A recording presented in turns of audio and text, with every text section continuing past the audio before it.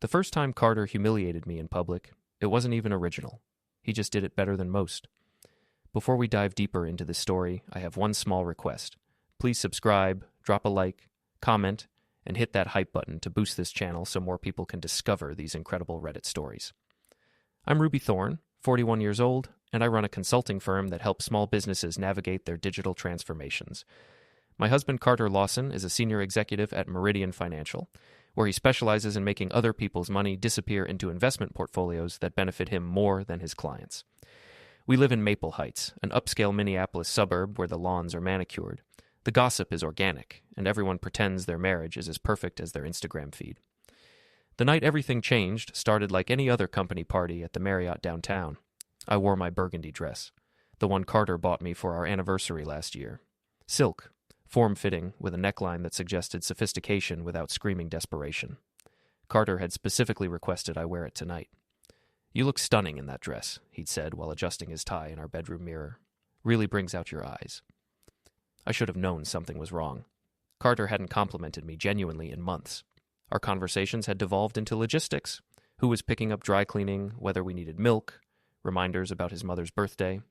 The kind of mundane exchanges that married couples mistake for communication until they realize they're strangers sharing a mortgage.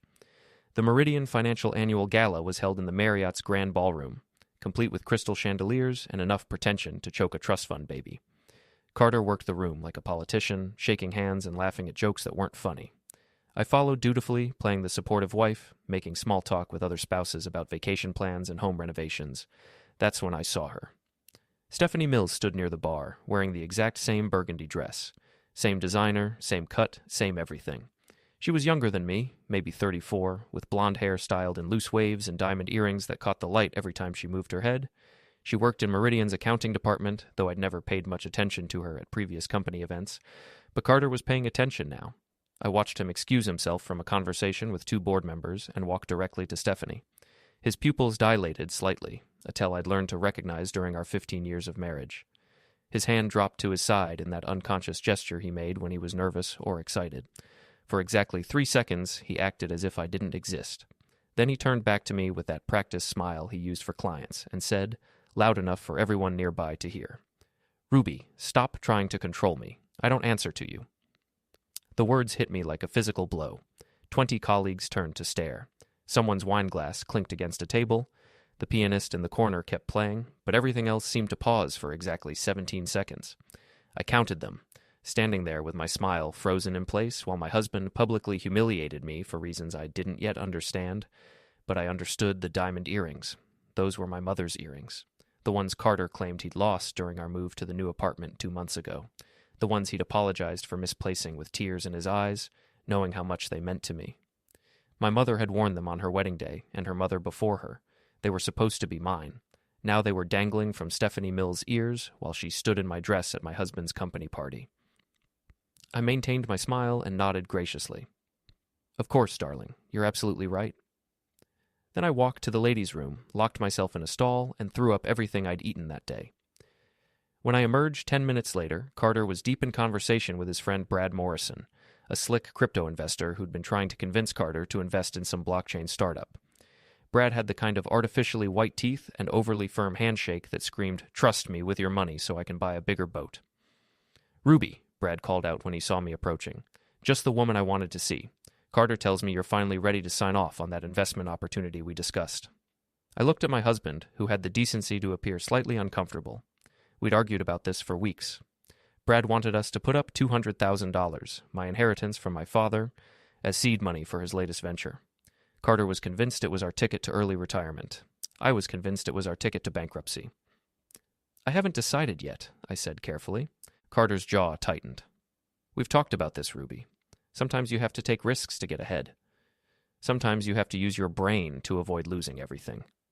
Brad laughed, but it sounded forced. "Come on, you two.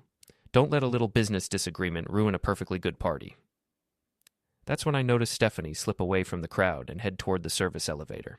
Harold, the building's doorman, gave her a knowing nod as she passed. They'd done this before. This was routine. I excused myself and followed at a distance, staying far enough back to avoid detection but close enough to see her press the button for the parking garage. Through the elevator's glass doors, I watched her check her phone and smile at whatever message she'd received. My husband's message, I realized, coordinating their next move. I returned to the party and played my role for another hour, making polite conversation and pretending everything was normal. But inside, something had shifted. The humiliation was transforming into something sharper, more focused, something that felt suspiciously like rage. Carter drove us home in silence, his hands gripping the steering wheel a little too tightly.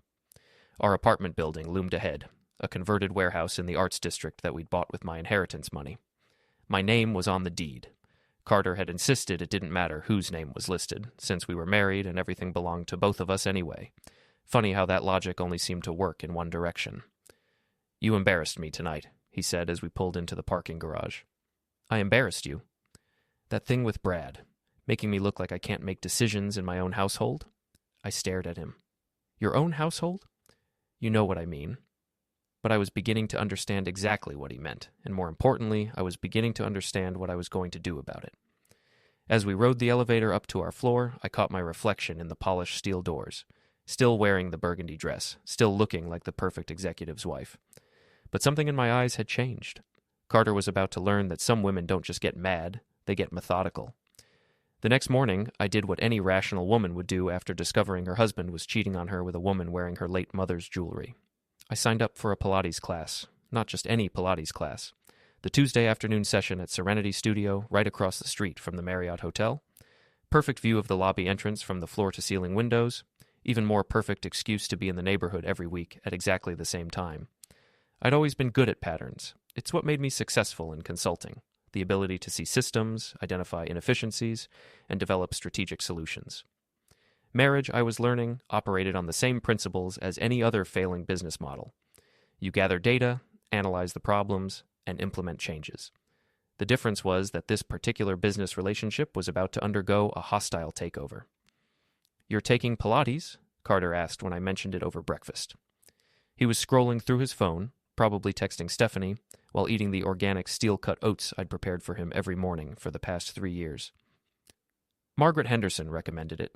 She says it's great for core strength and flexibility." Margaret was our 66-year-old neighbor, a retired family court judge with silver hair and the kind of sharp intelligence that made lawyers nervous. She lived in the apartment directly across the hall and had a habit of noticing everything that happened in our building, including the fact that Carter had been coming home later and later, smelling like unfamiliar perfume. "Pilates seems expensive," Carter said, not looking up from his phone. "Not as expensive as a divorce lawyer." That got his attention.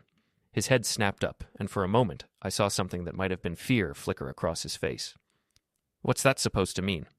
"Nothing, just making conversation." I smiled sweetly and kissed his cheek before heading to my home office. Through the thin walls, I heard him muttering to himself, but I couldn't make out the words.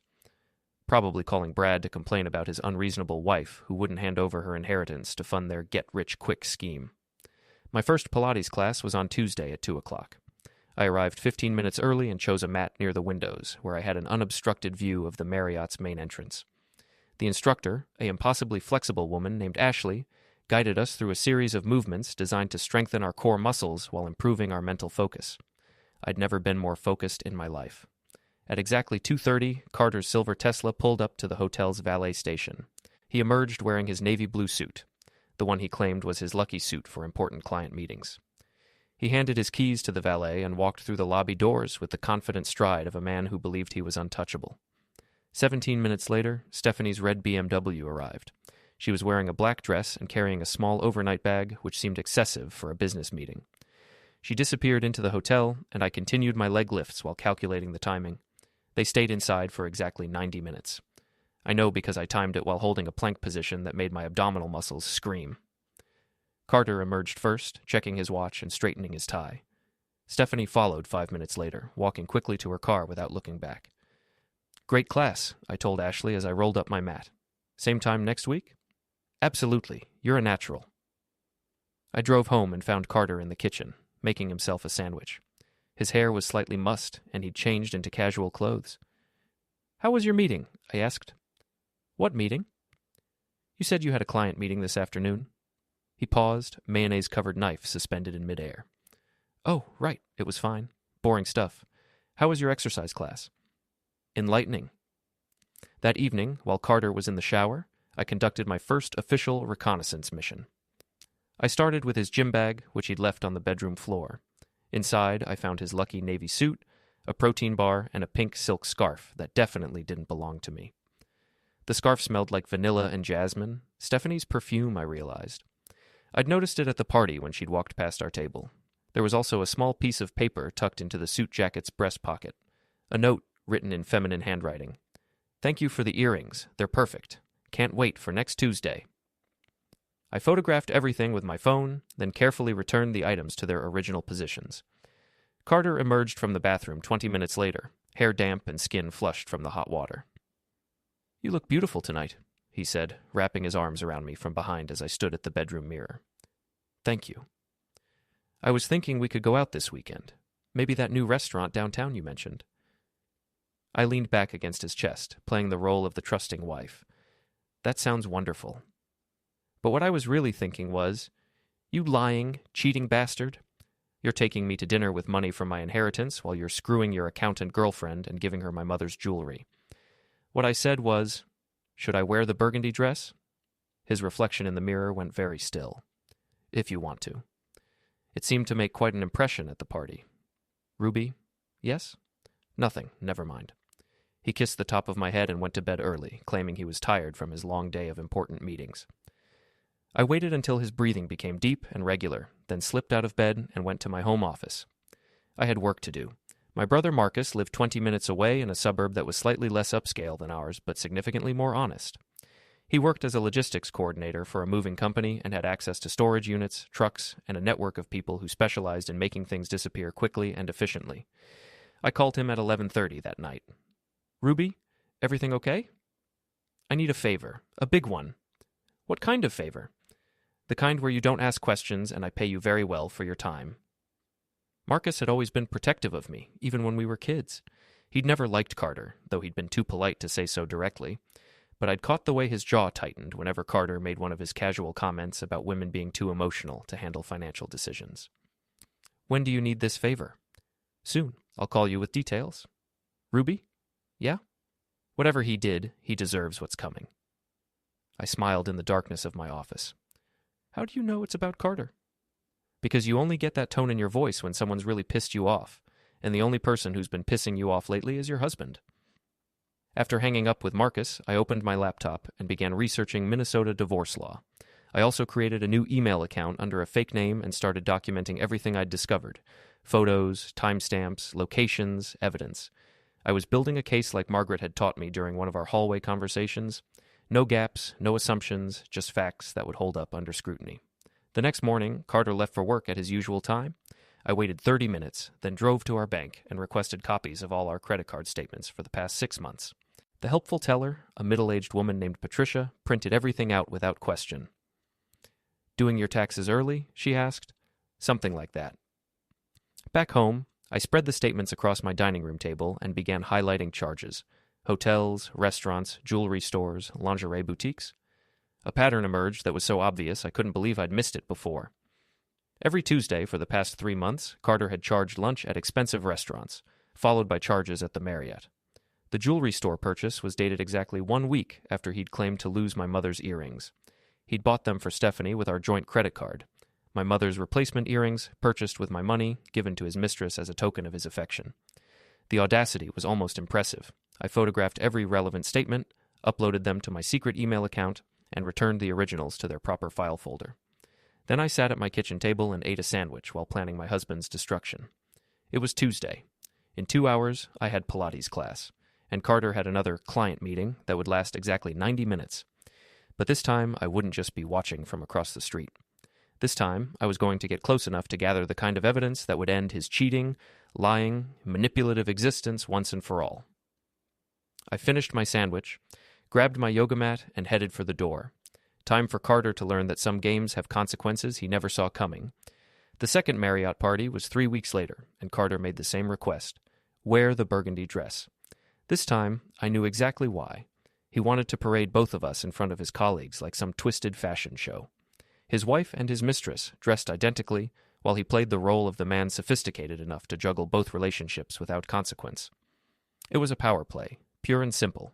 his way of proving he could manipulate two women simultaneously without either of us being smart enough to figure it out. He was half right. Stephanie still had no idea I knew about their affair, but I'd spent 3 weeks gathering evidence, and tonight was going to be Carter's final performance. I dressed carefully, taking extra time with my makeup and hair. The burgundy dress fit perfectly, and I wore my grandmother's pearl necklace, the one piece of family jewelry Carter hadn't managed to steal and redistribute. In the mirror, I looked like the successful executive's wife I'd always been, polished, sophisticated, completely in control. Carter adjusted his tie and smiled at my reflection. "You look incredible." "Thank you." "I know things have been tense between us lately. Tonight, let's just enjoy ourselves. No drama, no arguments. Just a nice evening out?" "Absolutely. No drama." He had no idea that I'd already scheduled the locks to be changed tomorrow morning, or that I'd spent the afternoon moving his belongings into storage boxes, each one labeled with increasingly sarcastic descriptions. Carter's lies and delusions. Handle with contempt. Cheating husband's wardrobe. Burn if necessary. Evidence of infidelity. Keep for legal proceedings. Marcus had picked up the boxes that afternoon while Carter was at work. By tomorrow evening, every trace of my husband would be gone from our apartment, except for the divorce papers I'd be serving him. But first, I had a party to attend. The Marriott ballroom looked identical to 3 weeks ago. Same chandeliers, same pretentious atmosphere, same collection of Meridian Financial employees pretending their jobs were more important than they actually were. I spotted Stephanie immediately, burgundy dress, diamond earrings, standing near the same bar as last time. Sarah from the IT department approached me while Carter was getting drinks. She was 29, sharp as a razor, and had never liked Carter's condescending attitude toward the female employees. "Ruby, you look amazing. That dress is perfect on you." "Thank you, Sarah. How are things in IT?" "Busy. We've been doing a lot of forensic work lately. Amazing what people think they can hide on company computers." She glanced meaningfully toward Carter, who was chatting with Brad near the bar. "Some people really should be more careful about their digital footprints." "I imagine you see all kinds of interesting things." "Oh, we do. Email trails, browser histories, expense reports that don't quite add up. It's fascinating how sloppy people get when they think no one's watching." She handed me a small piece of paper. "My personal number, in case you ever need someone to help with any technical issues." I slipped the paper into my purse. "Thank you, Sarah. I might take you up on that." Carter returned with our drinks. Wine for me, whiskey for himself.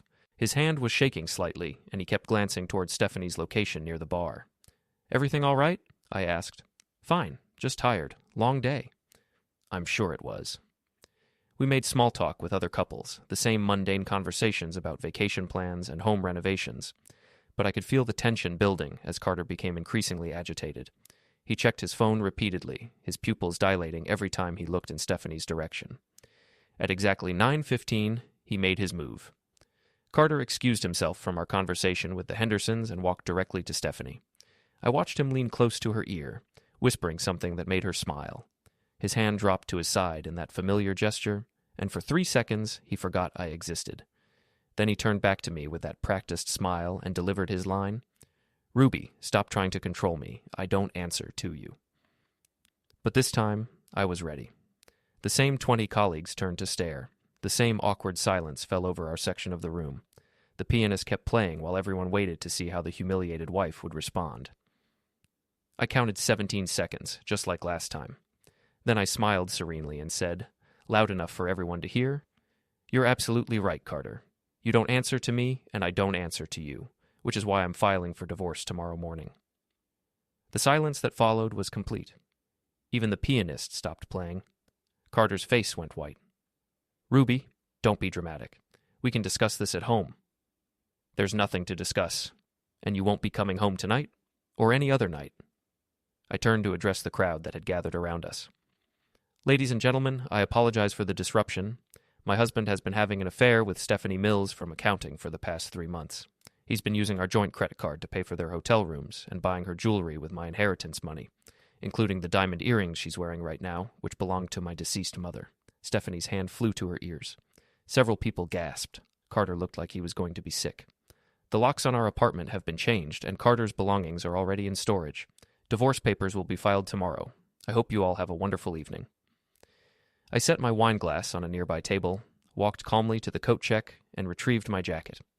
Behind me, I could hear the explosion of whispered conversations and Carter's voice raised in what sounded like panic. Sarah from IT appeared beside me as I waited for the valet to bring my car. "Good for you, Ruby," she said quietly. "That was magnificent. Thank you. If you need any additional evidence for your divorce proceedings, I might be able to help, hypothetically speaking. I'll keep that in mind." My car arrived, and I drove home through the quiet Minneapolis streets.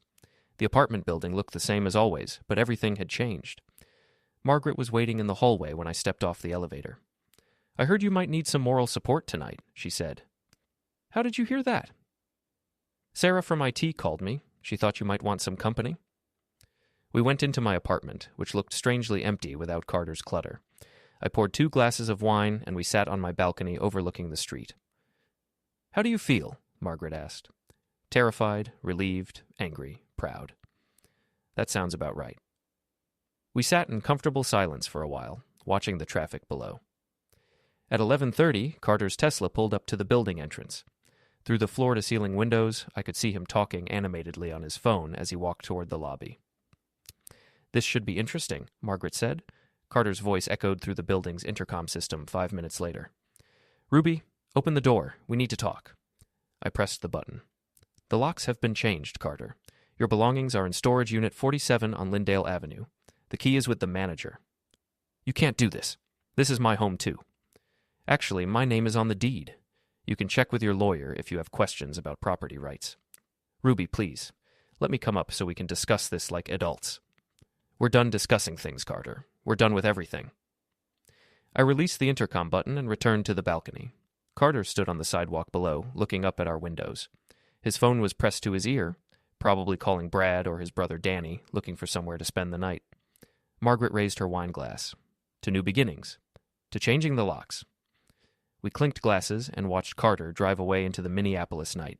Tomorrow would bring lawyers and paperwork and all the messy complications of dissolving a 15-year marriage.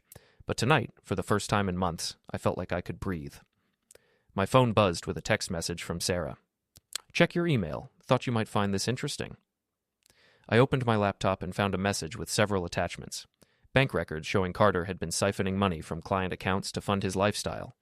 Email exchanges between Carter and Brad about their crypto scheme, including references to forged documents and falsified investment projections. Browser history from Carter's work computer showing he'd been researching offshore accounts and tax evasion strategies. Sarah had included a note. "This is just the beginning. Tomorrow I'll show you what else we found. Your husband isn't just a cheater, he's a criminal." I forwarded everything to my lawyer and copied my divorce attorney. Then I sat back and smiled. Carter thought he'd been playing chess while I was playing checkers. He was about to discover that I'd been playing an entirely different game. Carter's keys didn't work. I watched from my balcony as he stood in the lobby at 2:23 in the morning, fumbling with his key ring like a drunk teenager locked out of his parents' house. He tried each key twice, then started pounding on the glass doors hard enough to rattle the frames. "Ruby, open this door right now." His voice echoed through the empty lobby, and I saw Harold, the night doorman, emerge from his office to investigate the commotion. Harold was 68 years old, built like a retired linebacker, and had zero tolerance for residents who disturbed other residents, especially residents who'd been publicly exposed as cheaters at fancy hotel parties. News traveled fast in our building. Margaret appeared on her balcony with a steaming mug of tea and her phone already recording. "This is better than cable television," she said. Carter was shouting now, his words slurred either from alcohol or panic. "This is my building. I live here. You can't change the locks without my permission." Harold opened the lobby door just wide enough to speak. "Sir, you need to lower your voice or I'll have to call the police. Call my wife. Tell her to come down here." "Sir, I'm not calling anyone at 2:30 in the morning. You need to leave the premises." "I'm not leaving. This is my home." That's when Carter made his first critical error of the evening. He tried to push past Harold into the lobby. Harold might have been 68, but he'd been handling drunk and belligerent people for decades. Carter found himself back on the sidewalk so quickly it looked like magic, with Harold standing calmly in the doorway. "Sir, if you don't leave immediately, I'm calling the police." Carter's phone started buzzing. He answered it without looking at the screen, probably expecting it to be me or his lawyer. Instead, it was his boss. I couldn't hear the conversation, but I could see Carter's face go from red to white to green in the span of 30 seconds. He kept saying, "I can explain," and "it's not what it looks like," while pacing in small circles on the sidewalk. Sarah's evidence bomb had detonated. The call lasted 7 minutes. When it ended, Carter stood motionless for a long moment, then threw his phone against the building's brick wall. It shattered into several pieces, the screen flickering once before going dark. "Well," Margaret said, sipping her tea, "that looked like a termination conversation." Carter kicked the remains of his phone into the gutter, got back in his Tesla, and drove away. But not before Harold had photographed his license plate and documented the entire incident for the building's security report. I slept better that night than I had in months. The next morning brought a parade of visitors to my apartment. First was Alexandra Chen, my divorce attorney, a sharp woman in her 40s who specialized in high-asset divorces involving financial fraud. She arrived at 8:30 with a briefcase full of documents and a smile that suggested she was looking forward to destroying Carter's life. "Sarah from IT sent me some very interesting files," Alexandra said, spreading papers across my dining room table. "Your husband has been busy?" The evidence was overwhelming. Carter had been embezzling from client accounts for over a year, using the money to fund his affair and Brad's crypto investments. He'd forged my signature on several documents, including loan applications and investment agreements. Most damning of all, he'd been planning to transfer my inheritance money to an offshore account in the Cayman Islands. "How much trouble is he in?" I asked. "Criminally? Probably looking at 5 to 10 years if they prosecute. Civilly? He'll be lucky if he keeps his car." "What about the divorce?" "With this evidence, you'll get everything. The apartment, your inheritance money, probably alimony. He'll be paying you for years, assuming he has any income from whatever job he can get with a criminal record." Marcus arrived at noon with a truck full of Carter's belongings. We'd packed everything methodically. Clothes, electronics, books, toiletries, even his collection of expensive golf clubs. Each box was labeled with my increasingly creative commentary on his character flaws. "You sure you want to give him all this stuff?" Marcus asked, eyeing the golf clubs. "These are worth like $3,000. "I want him to have them. He's going to need something to sell when he can't make rent." Sarah from IT stopped by at 2 o'clock with more evidence. She'd been busy overnight, working with the company's forensic accountants to trace Carter's financial crimes. "It's worse than we thought," she said, handing me a flash drive. "He's been stealing from clients for 18 months.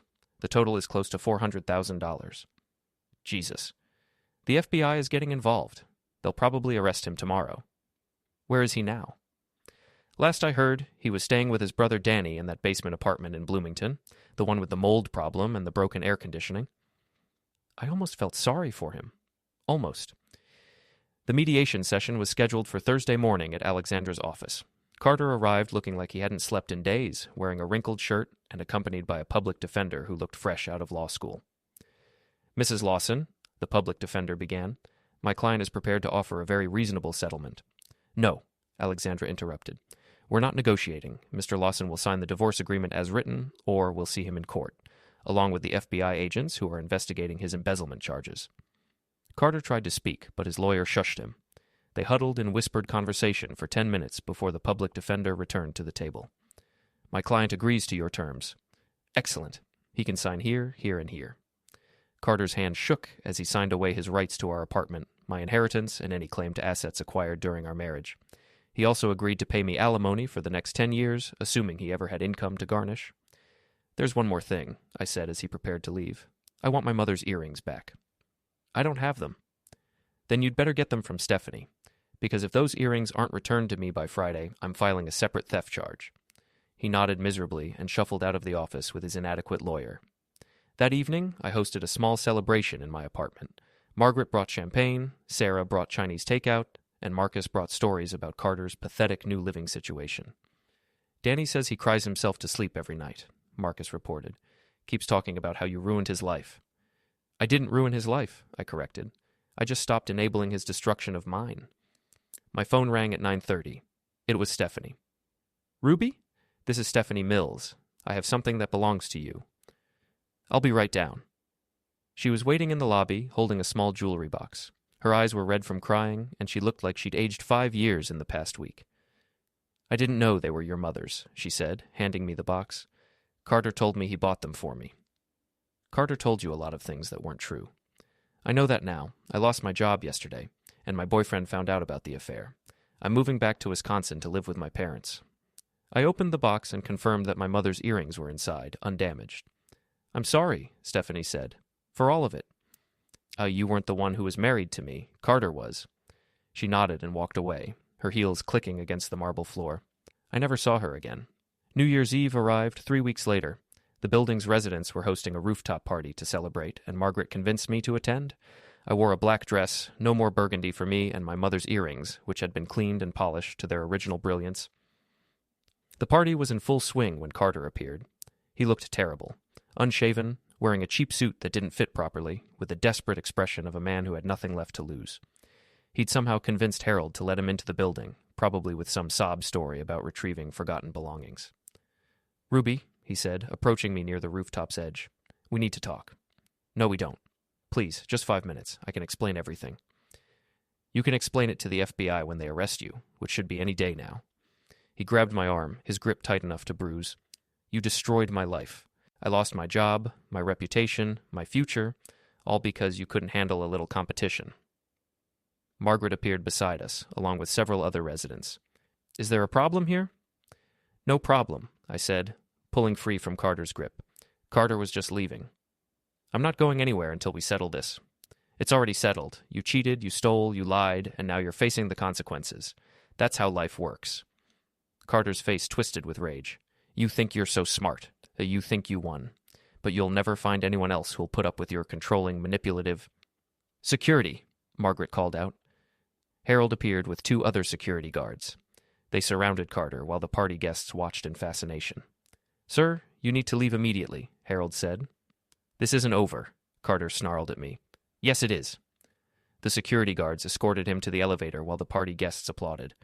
I raised my champagne glass and watched the city lights twinkle below. "Good riddance," Margaret said. "Absolutely." My phone buzzed with a text from Sarah. "FBI arrested Carter an hour ago. Thought you'd want to know." I showed the message to Margaret, who smiled broadly. "Happy New Year, Ruby." "Happy New Year." We clinked glasses and watched the fireworks explode over Minneapolis. In the distance, I could see the Marriott Hotel where this whole mess had started. But that felt like a different lifetime now, when I was a different person, a person who didn't know her own strength. Carter's arrest made the local news. "Meridian financial executive charged with embezzlement," read the headline in the Minneapolis Star-Tribune. The article included a photo of him being led away in handcuffs, his expensive suit wrinkled and his face hidden behind his hands. I read it over coffee in my spotless apartment, which had never looked better without his clutter. The morning sun streamed through the floor-to-ceiling windows, and I could hear Margaret practicing piano in her apartment across the hall. Everything felt clean and bright and full of possibility. My consulting business had exploded overnight. Apparently, the story of how I'd systematically destroyed my cheating husband's life had spread through Minneapolis's professional community like wildfire. Women were calling me for business advice, but what they really wanted was to learn how to take control of their own situations. "I heard you completely demolished your ex-husband," said Jennifer Walsh, a marketing executive whose husband had been working late 3 nights a week for the past 6 months. "I need to know how you did it." "Research, documentation, and patience," I told her. "Most people make emotional decisions when they discover infidelity. I made strategic ones." "Can you teach me?" That's how the Lock Club was born. Margaret and I started meeting with women every Thursday evening in the building's community room. We called it a book club, but we were really teaching courses in financial independence, digital security, and evidence gathering. Margaret provided legal expertise from her years as a family court judge, while I handled the strategic planning and technology components. Our first official member was Jennifer, whose husband turned out to be embezzling from his own company to fund gambling debts and a girlfriend in Chicago. Our second was Patricia from the bank, whose husband had been hiding assets in his brother's name while claiming they were broke. Within 2 months, we had 12 regular members and a waiting list. "You've started a revolution," Margaret observed during one of our Thursday sessions. "I've started a support group." Same thing. Carter, meanwhile, was discovering that rock bottom had a basement. His criminal trial was scheduled for September, but his lawyer had already advised him to plead guilty in exchange for a reduced sentence. The FBI had traced his embezzlement back 18 months and found evidence of tax evasion, wire fraud, and money laundering. He was looking at a minimum of 3 years in federal prison. His brother Danny had kicked him out after Carter couldn't pay rent for 2 months. He was living in a studio apartment in a sketchy neighborhood, working part-time at a cell phone store while waiting for his court date. His Tesla had been repossessed, along with his golf clubs and most of his designer clothes. I knew all this because Sarah from IT had remained friends with Stephanie, who'd stayed in touch with Carter out of some misguided sense of guilt. The information filtered back to me through our network of lock club members, creating a comprehensive picture of my ex-husband's spectacular downfall. "He keeps asking about you," Sarah reported during one of our Thursday meetings. "Stephanie says he's obsessed with the idea that you somehow orchestrated his arrest." "I didn't orchestrate anything. I just documented what he was already doing." Try explaining that to a narcissist. The restraining order arrived on a Tuesday in March. Carter had been calling my office, leaving increasingly unhinged voicemails about how I'd destroyed an innocent man and ruined his life with lies. My lawyer, Alexandra, had filed the paperwork immediately. "He's not allowed within 500 feet of you, your apartment, or your office," she explained. "If he violates the order, he goes straight to jail." Good. But Carter had never been particularly good at following rules. The first violation happened on a Thursday evening in April. I was leaving the lock club meeting when I found him waiting by my car in the building's parking garage. He looked terrible, unshaven, wearing clothes that hadn't been washed recently, with the hollow-eyed look of someone who'd been drinking too much and sleeping too little. "Ruby, we need to talk." "You're violating the restraining order. Leave now, or I'm calling the police. Please, just hear me out. I know I made mistakes, but you've taken everything from me. My job, my reputation, my freedom. Isn't that enough?" I pulled out my phone and started dialing 911. "You destroyed my life," he shouted, loud enough to echo through the parking garage. "I loved you, and you turned me into a criminal." "You turned yourself into a criminal when you started stealing money and cheating on me." "That wasn't real. Stephanie didn't mean anything. It was just stress relief, a mistake. A mistake that lasted 3 months and cost me my mother's jewelry. I can get the earrings back. I already have them back." The police arrived 7 minutes later.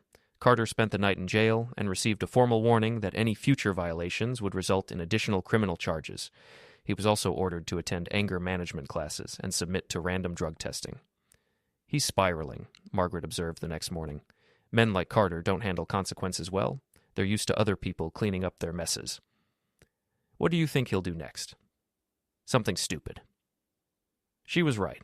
The second violation happened 3 weeks later, on a Sunday morning when I was having coffee with Marcus on my balcony. Carter appeared on the sidewalk below, shouting up at my windows.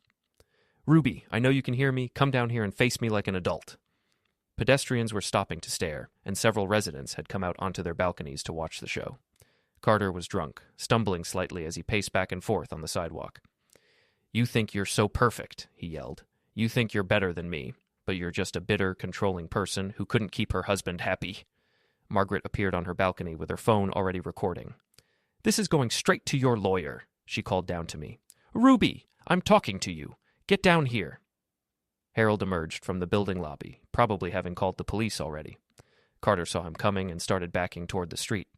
"This isn't over," he shouted up at my windows. "You can't hide behind your lawyers and your restraining orders forever." The police arrived as Carter was getting into his beat-up Honda Civic. They arrested him before he could drive away, which was probably fortunate since he was clearly intoxicated. This time, he spent a week in jail. "The judge is getting tired of him," Alexandra reported after the hearing. "One more violation, and he'll be locked up until his criminal trial." "How long until the trial?" 4 months. The prosecutor is confident they'll get a conviction, especially with all the evidence Sarah provided. But 4 months felt like a long time to keep looking over my shoulder. The lock club was thriving, though. We'd helped Jennifer divorce her gambling, cheating husband and recover most of the money he'd stolen. Patricia had successfully hidden her assets and was planning her exit strategy. 3 other members had gathered enough evidence to confront their unfaithful spouses, and 2 had decided to work on rebuilding their marriages after their husbands agreed to counseling and complete financial transparency. "You're changing lives," Margaret said during our Thursday meeting in May. "We're changing lives. This is a team effort. Have you thought about expanding, maybe writing a book?" I hadn't, but the idea was intriguing. A guidebook for women who wanted to take control of their situations instead of just enduring them. Practical advice on gathering evidence, protecting assets, and planning strategic exits from toxic relationships. The Lock Club Handbook, I mused, a woman's guide to changing the locks on her life. I love it. That night, I started writing. The words flowed easily, probably because I'd lived every chapter. How to document financial irregularities, how to gather evidence of infidelity without breaking any laws, how to protect yourself legally and financially before confronting a cheating spouse, how to build a support network of trusted allies. I was deep into Chapter 3 when my phone rang at 11:30. It was Sarah. "Ruby, you need to know something. Carter's been asking questions about your routine. When you leave for work, when you come home, what car you drive. Who's he asking?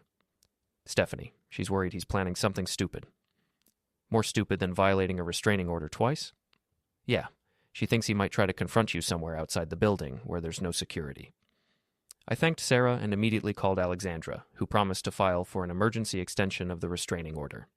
Then I called Margaret, who came over with a bottle of wine and her own theories about Carter's deteriorating mental state.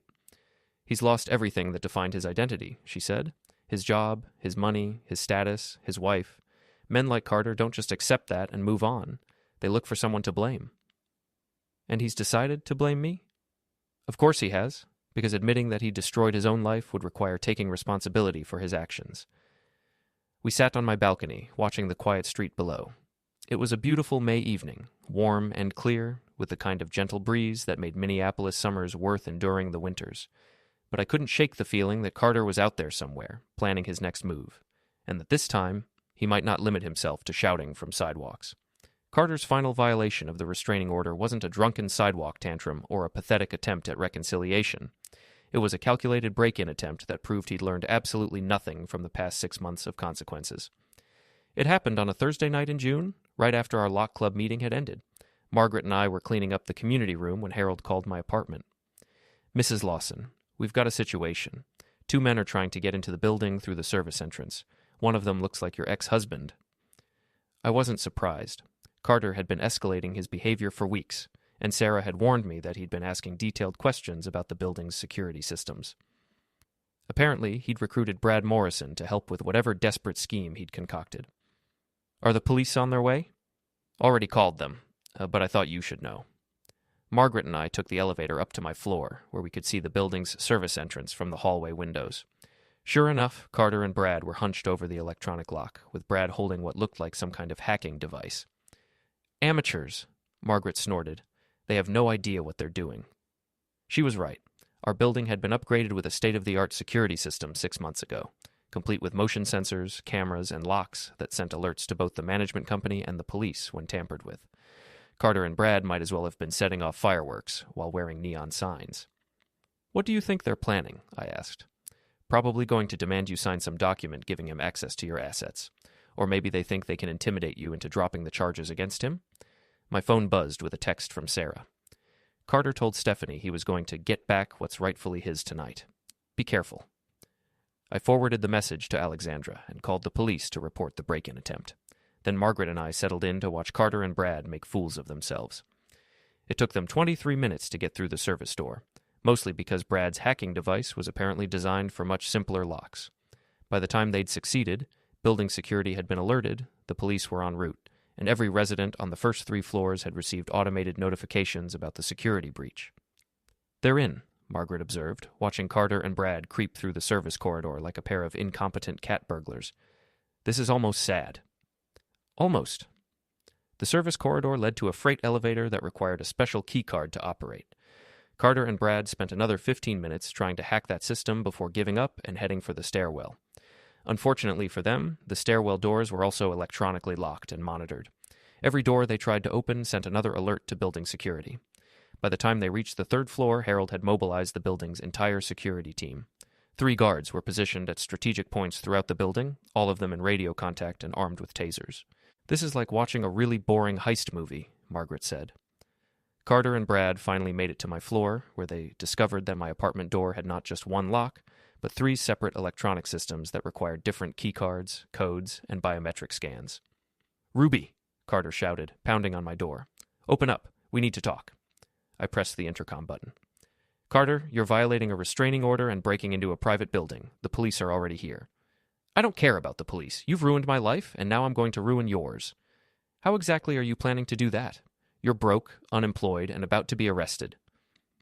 Brad apparently decided this was a good time to demonstrate his criminal expertise. He pulled out a crowbar and started trying to pry open my door, which was reinforced steel set in a titanium frame. "This is taking forever," he complained loudly enough for the hallway microphones to pick up. "Why don't we just break a window?" "Because we're on the 8th floor, you idiot," Carter snapped. That's when the elevator dinged, and 3 security guards emerged with Harold leading the way. "Gentlemen, you need to come with us," Harold announced calmly. Carter spun around, wild-eyed and desperate. "This is my building. I have a right to be here." "Sir, your name was removed from the lease 6 months ago, and you're currently violating a restraining order. You have no right to be here." Brad raised his crowbar threateningly, which turned out to be a spectacularly poor decision. Harold had been a military police officer before becoming a security guard, and he disarmed Brad so quickly it looked like a magic trick. The crowbar clattered to the floor while Brad found himself face first against the wall with his arms twisted behind his back. Carter tried to run, but the other 2 guards were blocking the stairwell and elevator. He made it about 10 feet before they tackled him to the ground. "This is police brutality," he screamed as Harold zip-tied his hands behind his back. "We're not police," Harold pointed out. "We're private security, and you're trespassing." The actual police arrived 5 minutes later, along with a paramedic who checked Carter for injuries and a detective who took statements from everyone involved. Margaret and I watched from my doorway as Carter and Brad were read their rights and led away in handcuffs. "Well," Margaret said, "that was anticlimactic. I was expecting more competence from someone who used to be a senior executive. Desperation makes people stupid." Carter's criminal trial was moved up to August due to his repeated violations of the restraining order. His public defender advised him to plead guilty to all charges in exchange for a reduced sentence, but Carter insisted on representing himself for the final hearing. "I want to tell my side of the story," he announced to the judge. That turned out to be another spectacularly poor decision. Carter spent 45 minutes ranting about how I'd seduced him into marriage, and then systematically destroyed his life through manipulation and lies. He claimed that his embezzlement was actually borrowing money to invest in legitimate business opportunities, and that his affair with Stephanie was a cry for help from a man trapped in an emotionally abusive marriage. The judge listened patiently, then sentenced him to 4 years in federal prison, followed by 3 years of supervised probation. He was also ordered to pay full restitution to Meridian Financial and their defrauded clients, which would probably take him the rest of his life. Brad got 2 years for his role in the embezzlement scheme and an additional 6 months for the break-in attempt. I attended the sentencing hearing, sitting in the back of the courtroom with Margaret and Sarah. Carter turned to look at me as he was led away in shackles, his face twisted with rage and self-pity. I smiled and waved goodbye. The Lock Club had grown to 23 members by the time Carter was finally locked up. We'd helped 15 women successfully divorce cheating or abusive husbands. 3 women rebuild their marriages after confronting their spouse's infidelity, and 5 women leave toxic relationships before they escalated to marriage. My book, The Lock Club Handbook, A Woman's Guide to Taking Control, was published in September and became a bestseller within 3 months. I was invited to speak at conferences, appear on talk shows, and consult with women's organizations across the country. But the most satisfying moment came on a Tuesday afternoon in October, exactly 1 year after I'd first followed Carter to the Marriott Hotel. I was having lunch with Jennifer Walsh, whose divorce had been finalized the previous month. She'd kept her house, her business, and most of her assets, while her gambling-addicted ex-husband had been ordered to pay her alimony and attend addiction counseling. "I never thought I'd be grateful to discover my husband was cheating," she said over salad and wine. "But if I hadn't caught him, I never would have found the courage to leave." "You always had the courage. You just needed the right tools to use it. The Lock Club saved my life. You saved your own life. We just showed you how to change the locks." That evening, I sat on my balcony with a glass of wine, watching the Minneapolis skyline light up as the sun set. My apartment was peaceful and clean, decorated exactly the way I wanted it. My business was thriving, my book was successful, and I'd helped dozens of women take control of their own lives. Carter was in federal prison, where he'd remain for the next 4 years. Stephanie had moved back to Wisconsin and was reportedly engaged to her high school sweetheart. Brad was serving his sentence in a minimum security facility and would probably be out in 18 months. My phone rang. It was Margaret calling from her apartment across the hall. "Are you busy tomorrow evening? I have someone I'd like you to meet." "Another Lock Club member?" "No, a friend of mine from the courthouse. He's a retired detective, recently divorced, and he makes excellent pasta." I laughed. "Are you trying to set me up?" "Maybe. Is that okay?" I considered it. For the first time in over a year, the idea of dating someone new didn't fill me with dread or suspicion. I'd learned to trust my instincts, protect my assets, and recognize red flags before they became deal breakers. Most importantly, I'd learned that I didn't need a man to complete my life. I just needed to make sure that any man I chose to include in my life was worthy of the privilege. "Okay," I said, "but I'm keeping the locks changed until I'm sure about him." "I wouldn't expect anything less." I hung up and returned to watching the city lights twinkle below. Somewhere out there, Carter was probably lying on a narrow prison cot, still convinced that he was the victim in this story, still believing that his cheating, stealing, and lying were somehow my fault. But that was his problem now, not mine. I'd changed the locks on my life, and I was never going back to being the woman who tolerated disrespect, dishonesty, and betrayal in the name of keeping the peace. Some doors, once closed, should stay that way forever. I raised my wine glass to the Minneapolis skyline and smiled. "Here's to new beginnings," I said aloud. And for the first time in years, I truly meant it.